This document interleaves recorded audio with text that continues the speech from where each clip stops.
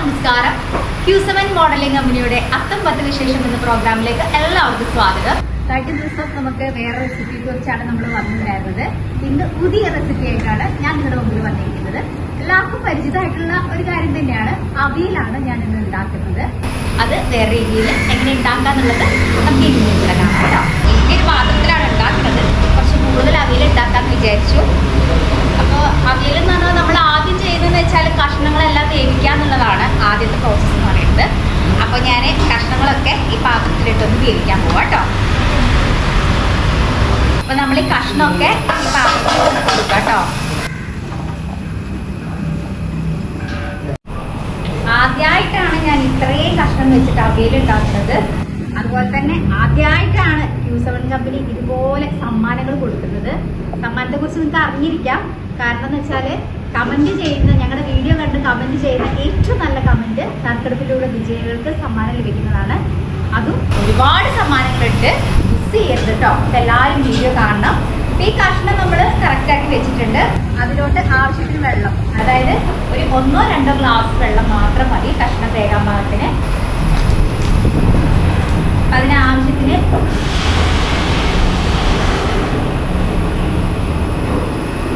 ഇതിലോട്ട് ഇച്ചിരി ഉപ്പിട്ട് കൊടുക്കുകയാണേ. അപ്പൊ നമ്മൾ ഉപ്പൊക്കെ ഇട്ടിട്ടുണ്ട്. അപ്പൊ ഞാൻ പറഞ്ഞ പോലെ ഇതിന് വേണ്ട അരപ്പ് ഞാനിപ്പോ നേരത്തെ തന്നെ ഇടുകയാണ്. അരപ്പിൽ ചേർത്തേക്കുന്നതെന്ന് പറഞ്ഞ ഒരു 4-5 പച്ചമുളക്, തുള്ളി ചെറുജീരകം, ഒരു 2 അല്ലി വെളുത്തുള്ളി, തുള്ളി മഞ്ഞൾപ്പൊടി എന്നിവ ചേർത്തിട്ടാണ് ഞാനത് ഒന്ന് ചതച്ചെടുത്തിട്ടുള്ളൂ. അപ്പൊ അതൊന്നും ചേർക്കാം. നമുക്ക് ഒരുപാട് അരയരുത്. ഈ ഒരു പരുവത്തിൽ വേണം നമ്മുടെ തേങ്ങ അരഞ്ഞ് കിട്ടാം. ഒരുപാട് അരഞ്ഞ് കിട്ടി കഴിഞ്ഞാൽ കറി പോലെ ആയിപ്പോവും. അപ്പോൾ ഈ ഒരു പരുവത്തിൽ വേണം നമുക്ക് തേങ്ങ ചതച്ച് കിട്ടാൻ കേട്ടോ. അപ്പോൾ നമ്മളിവിടെ സെറ്റാക്കി വെച്ചിട്ടുണ്ട്. നമ്മളിപ്പോൾ അതൊന്നും ഇട്ട് ഇളക്കുന്നൊന്നുമില്ല. അപ്പോൾ അത് നന്നായിട്ട് വേകാൻ വേണ്ടി ഇപ്പം നമ്മൾ വെച്ചേക്കാണ്. അപ്പോൾ നന്നായിട്ട് അടച്ചു കൊടുത്തിട്ട് ഞാൻ ഈ പാത്രത്തിൽ തന്നെ നന്നായിട്ട് അടച്ചു വെക്കുക കേട്ടോ. വേകാൻ വേണ്ടിയിട്ട് ഇത് നമ്മൾ വേകാൻ വേണ്ടി സമയം റെസ്റ്റ് എടുക്കുക കേട്ടോ.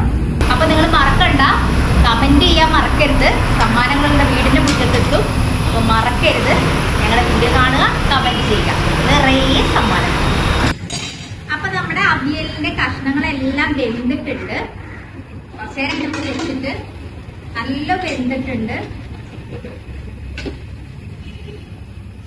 അവിയലിന്റെ കഷ്ണം നമ്മൾ വേവിക്കുമ്പോൾ വെച്ചാൽ അധികം വെന്ത് പോകരുത്. ഒരു പാതി വേവിൽ മാത്രമേ നമ്മളത് വേവിക്കാൻ പാടുള്ളൂ. അപ്പോൾ ഏകദേശം നല്ല ഒരു വേവിൽ അത് കിട്ടുന്നുണ്ട്.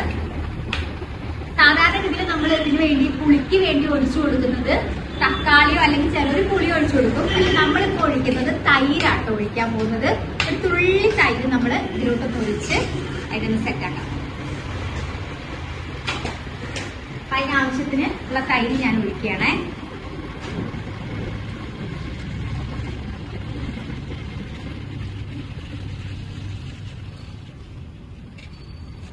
തൈര് ഒഴിച്ചിട്ട് നന്നായിട്ട് ഇളക്കി കൊടുക്കുക. പിന്നെ തിളപ്പിക്കാതെ നിൽക്കണം, ജസ്റ്റ് ഒന്ന് ചൂടാക്കിയാൽ മതി. അപ്പൊ നമ്മൾ സാധാരണ ഇതിൽ കടുക് വറുക്കാറില്ല. അപ്പൊ അതിന് പകരം നമ്മൾ തുള്ളി പച്ച വെളിച്ചെണ്ണ ഒഴിച്ചു കൊടുക്കുക. പിന്നെ ഒരു 2-3 കറിവേപ്പില ഇട്ട് കൊടുത്തു കഴിഞ്ഞാൽ നമ്മളെ അവിയൽ റെഡി ആയിട്ട് കേട്ടോ.